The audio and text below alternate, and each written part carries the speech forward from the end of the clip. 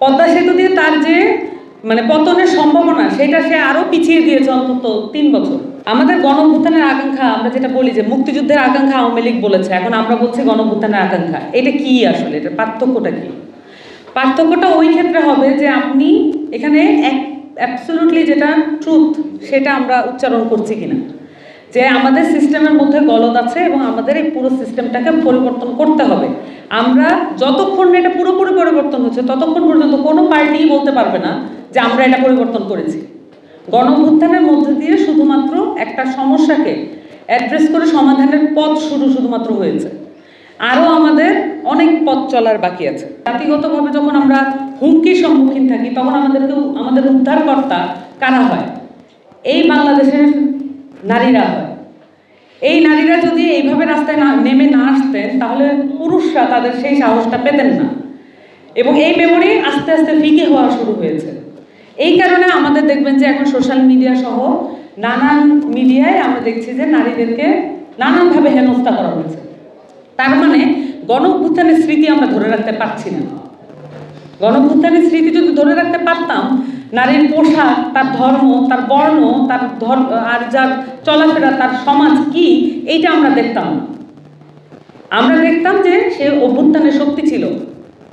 তাহলে অভ্যুত্থানের শক্তিদের সকলের মধ্যেই আমরা সেই জায়গাটা রাখতে পারতাম, সেই বিনিময়টা রাখতে পারতাম। কিন্তু তার বদলে এখানে ক্রেডিট কার, সেই জায়গাটা এসছে। এনসিপি কিন্তু অভ্যুত্থানের পরবর্তীতে গড়ে ওঠা দল, কিন্তু তারপরও এই ক্রেডিটবাজির যে আবহ আছে সেটার মধ্যে থেকে কিন্তু আমরাও মুক্ত থাকতে পারছি না। কারণ আমরা দেখছি যে যারা অভ্যুত্থানের সময় এই অভ্যুত্থানকে অস্বীকৃতিও জানাচ্ছে তারাও এখন ক্রেডিটবাজির মধ্যে ঢুকে পড়েছে, এবং তারা এই অভ্যুত্থান তারা ঘটিয়েছে এ ধরনের একটি ক্লেইমের মধ্যে তারা আছে। আমাদের পুলিশ বাহিনী, আমাদের আইন শৃঙ্খলা রক্ষাকারী যতগুলো বাহিনী আছে, আমাদের বিচার ব্যবস্থা সব ঔপনিবেশিক ব্যবস্থা। এবং আমরা যদি ঔপনিবেশিকতাকে বুঝতে শিখি তাহলে আমরা দেখব যে ঔপনিবেশিক ব্যবস্থা হচ্ছে একটি ব্রিটিশ সিস্টেম, যার কাজই হচ্ছে তার অধস্তনদের প্রজা হিসেবে দৃষ্টিভঙ্গিটা তার এরকম।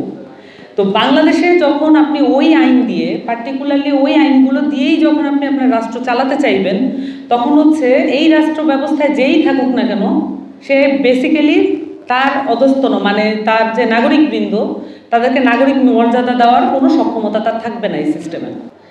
এখন যখন আমাদের জনগণের যে স্মৃতি কেন জরুরি আরেকটা বিষয় বলি, যখন জনগণের মধ্যে এমন ধরনের ধারণা থাকে যে রাস্তাঘাট এগুলো হচ্ছে উন্নয়ন, বড় বড় কলকারখানা এগুলো হচ্ছে উন্নয়ন, যখন হচ্ছে জনমানুষের মধ্যে ধারণা থাকে যে যত বড় বড় ব্রিজ তত বেশি উন্নয়ন, তখন হচ্ছে এই আওয়ামী লীগের মতো দলের অনেক বেশি সহজ একটা পদ্মা সেতু দিয়ে আইওয়াশ করা। যদি আপনার মধ্যে আপনার সংগ্রামের আমাদের জনগোষ্ঠীর মধ্যে যদি আমাদের সামগ্রিক সংগ্রামের স্পৃহাটাই গুরুত্বপূর্ণ হতো, এই ধরনের যত ধরনের আর্কিটেকচারাল যেগুলো আছে সেগুলো যদি গুরুত্বপূর্ণ না হতো তাহলে পদ্মা সেতু দিয়ে আইওয়াশ করা যেত না। পদ্মা সেতু দিয়ে তার যে পতনের সম্ভাবনা সেটা সে আরো পিছিয়ে দিয়েছে অন্তত ৩ বছর। এটা সক্ষমতা কেন হয় আওয়ামী লীগের? কারণ কালেকটিভ অর্থে, সামগ্রিক অর্থে আমাদের জনগোষ্ঠীর মেমোরি, আমরা এখানে সংগ্রামকে ধরে রাখতে পারিনি। আমরা কতগুলোকে তারিখকে বেছে নিয়েছি, আমরা 47, 71 এই তারিখগুলোর পিছনে যে মানুষের অবদান সেটা ইম্পর্টেন্ট না হয়ে তারিখের বদৌলতে যে রাজনীতি আসে, এই রাজনীতি মুখ্য হয়ে উঠেছে।